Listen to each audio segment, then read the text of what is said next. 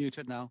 Nice to Okay. see you again, former governor. Likewise. And thank you for your opening remarks. Were very stimulating. I wanted to pick up on your opening comments, which were very tantalizing. You talked about how it's unclear the path of productivity growth in this country. You encourage us to talk to some specialists about the challenges in measurement and so on.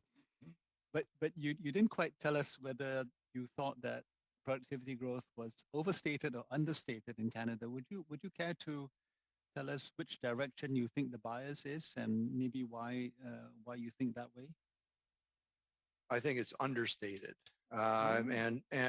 so is investment understated. Let's begin with investment. So I mentioned the growing importance of intangible investment.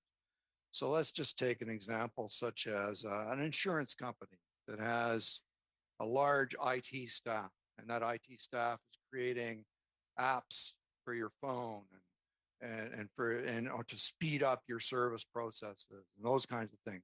These are obviously investments. They generate returns from now till kingdom come. And yet what they're recorded as is an expense because those 40 people in the IT department, they just work there. So, we invest in IP. Some of that is tracked, but a lot of the supporting roles do not capture it. So the book by, Haskell and I forget, Capitalism Without Capital. I think I've got the title right. You're nodding, so I think you must know the book I mean. And Jonathan Haskell, I think his name is, shows that actually intangible investment in the U.S. is now more important than traditional machinery and equipment and physical capital. And so that trend line they cross. So that's not measured properly. And productivity, as you know well, is even harder for statisticians to measure. So just for instance, in the US, there's so much more private healthcare. Well, that's a high productivity business. You just watch Grey's Anatomy or someplace, they're making lots of money, making the hospital more efficient. Okay. Well, in Canada, if it's primarily a publicly provided, we measure output by the number of beds that there are. There is no productivity coming from that whole sector that's measured in our GDP statistics, and yet it matters tremendously. So those are just a couple of examples. I'm not an expert, but I suggest you bring in somebody from StatsCan to help you understand that it is not black and white the way it's described in the traditional charts.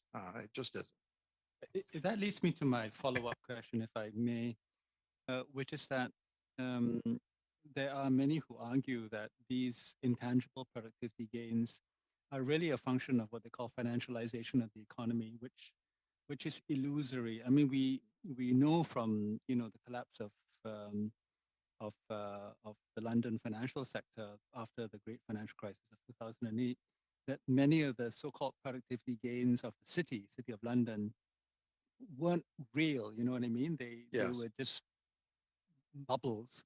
Yeah. I don't mean bubbles in the sense of financial markets, stock markets, but the gains that were there, including some of the things you've described, are not really contributing to the real economy. And to get to the question of this study, which is why is business investment lagging other types of investment?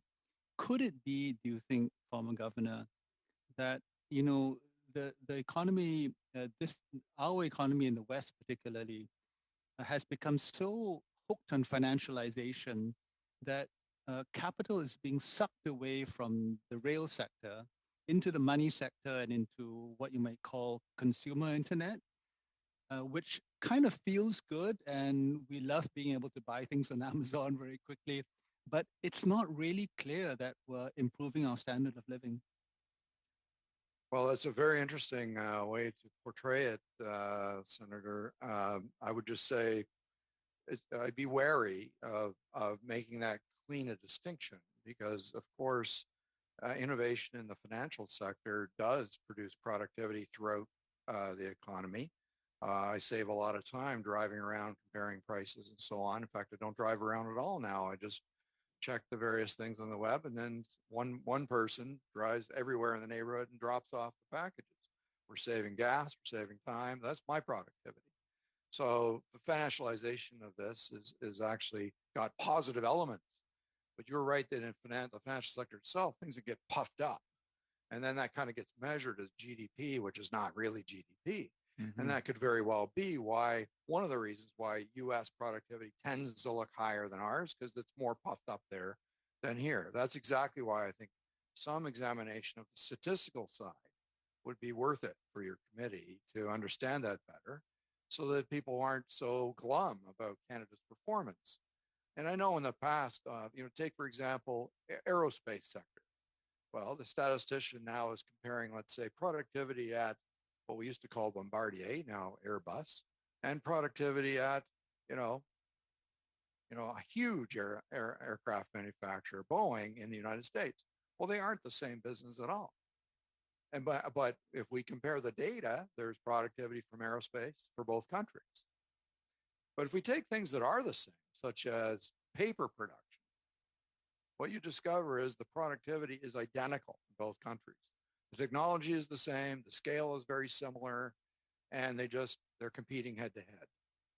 And so this is what I mean when I say, when I go around the economy and visit with companies, they're always telling me great stories about their increases in productivity. It really is everywhere except in statistics.